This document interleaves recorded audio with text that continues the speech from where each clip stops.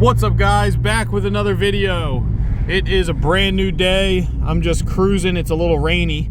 I'm about to put this baby in sport mode, even though it's a little slippery out here. The 993 is supposed to arrive today. The driver's gonna call us apparently around, I don't really know what time, but he's gonna call us and we're gonna find out where we're gonna meet him. We gotta film the 993, baby. I'm gonna have to bring my little suction cup so I can suction cup it on the car when I drive it back to my house. I'm gonna meet him in a parking lot near my house. I'm excited. I'm excited.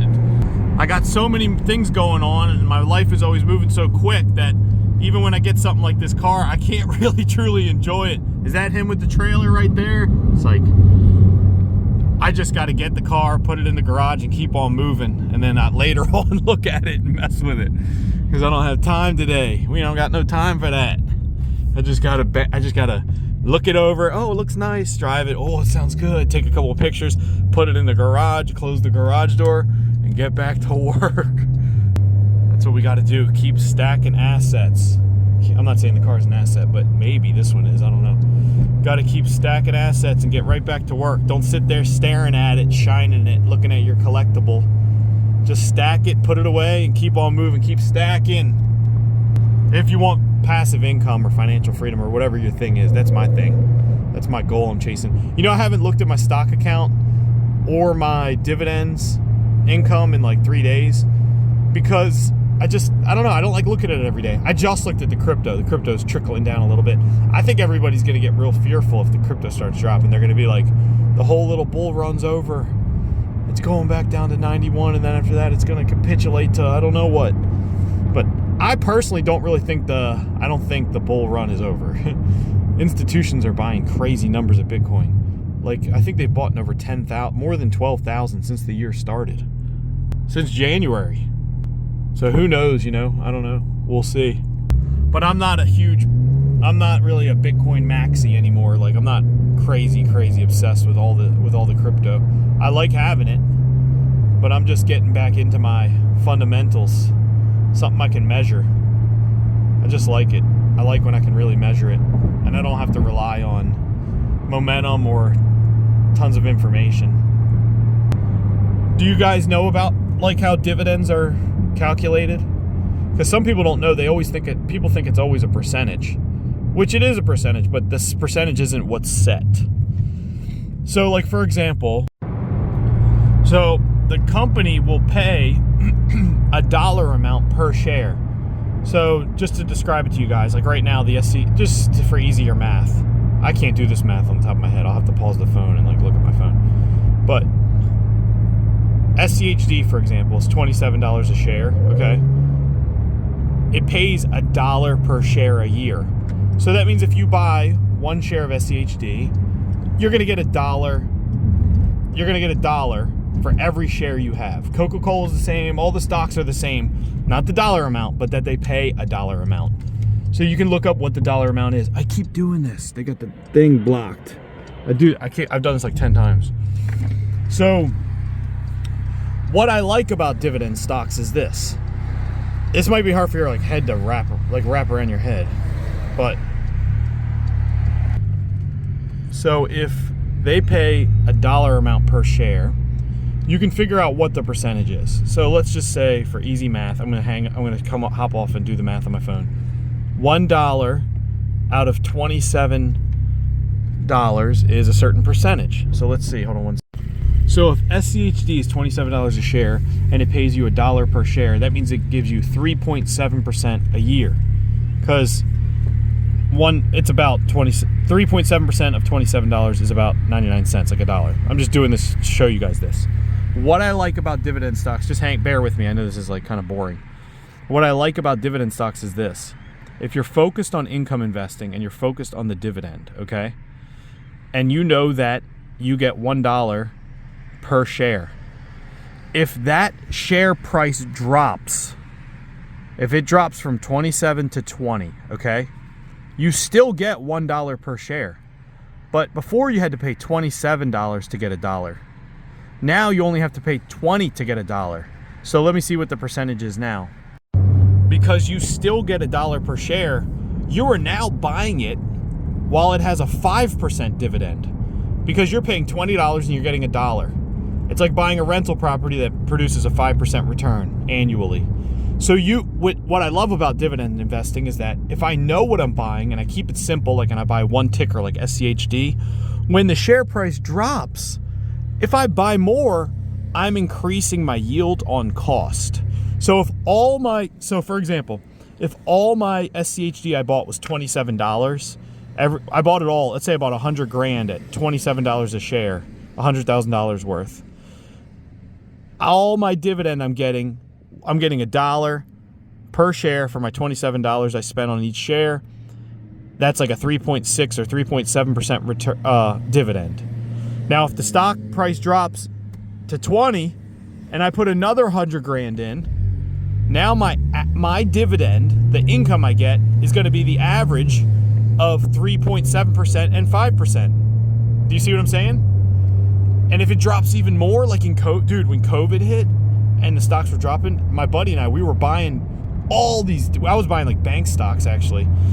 I was buying like Synchrony Financial. I was buying One Main Finance. The dividends were insane. But you got to make sure you're buying these stocks that don't cut the dividend and haven't cut the dividend in a recession, have continued to grow the dividend every single year. So what I'm getting at is that's one thing I like about when I take my frothy quantum crypto stuff and I put it into the dividend stuff. I like to buy when it's in the red because I know I'm increasing my yield on cost. So that's just a little thing I wanted to throw out there for anybody that's not sure about how dividends are calculated and how you can determine like what percentage you're getting. Also the benefit of people. One guy said, can you explain your investing psychology? And if you structure the way you invest in a certain way with rules and you work smart instead of hard, when the stock market goes down, you're excited. Because I'm buying one ticker symbol for my dividends, has 104 companies. They're all vetted in a certain way for free cash flow, quality, dividend growth, large cap companies, blue chip. So I feel comfortable when the market drops to add more to SCHD, if that makes sense. But I don't feel comfortable when it plummets to be adding more to Flocky. Do you kind of get what I'm saying? So you make your core something you believe in, something you can easily dollar cost average. And I'm not telling you at 20 years old to go buy SCHD. You should just probably be in like the S&P 500 or VGT, like tech or whatever it is you believe in. But if you want to get in like SCHD, you can. But at a young age, you're going to have what's called tax drag, and it could slow down your portfolio growth. So a lot of people would even argue I shouldn't be buying SCHD. My situation's different. With the large family I have, my expenses, and my business, I'm trying to get a very early jump on creating income. And a lot of people say, well, why don't you build the money up in a tech account or high-flying stuff and then have it all in there, no SCHD, and then put it all into SCHD later? And if you sit down, use ChatGPT and do the math on that, for me, if I'm focused on income only and not principal balance, you'll have more money by getting in the income early and letting it compound. Yield on cost, you'll have a lot more than you will by trying to chase the big gains, selling out of the big gains, paying tax, then buying in SCHD later on, because you don't know what the share price is going to be or the dividend yield at the time. Hopefully this isn't too confusing for some people. And don't take my advice. This isn't financial advice or even just good advice in general, because I don't even know what I'm doing, if what I'm doing is right. I'm learning just like everybody else. You know what I mean? I just have I've gained a little bit of experience from doing. That's the other thing. If you guys aren't doing and you're just thinking and you're in that analysis paralysis, stop the doing and start doing. Stop the thinking and start doing. Stop the doing and start thinking. You get what I'm saying? Get on your computer. You don't have an account, open up a Roth IRA. You're not signing up for an LLC. You're not signing up for the military. You're just opening a Roth IRA. Nothing's going to happen. You know what I mean? If you're like, I don't know what to do at tax time, though, if I have this account. This stresses me out. It's very simple.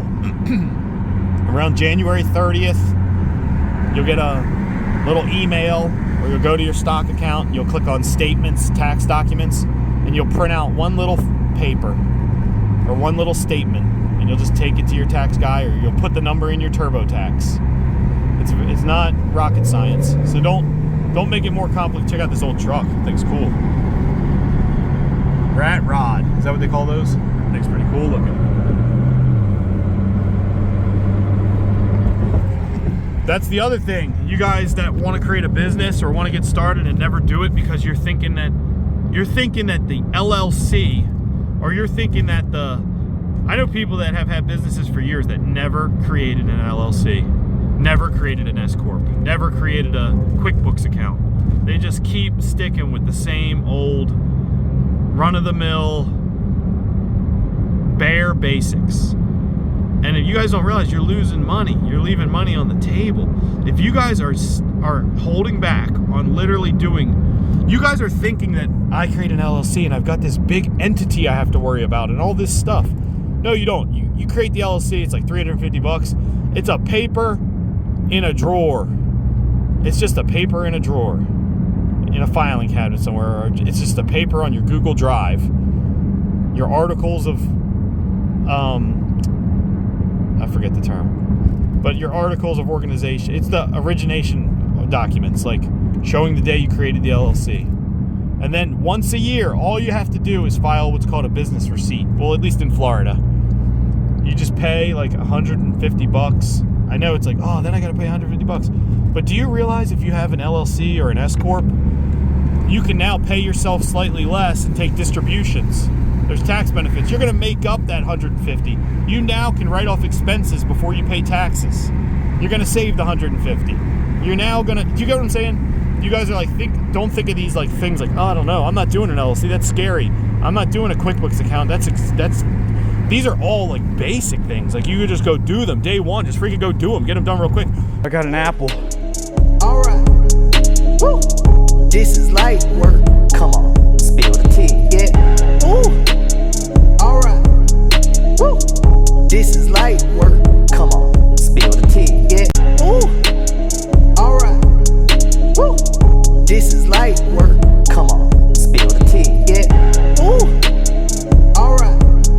Woo. This is light work. Come on, spill the tea. Yeah. Ooh. All right. Woo. This is light work.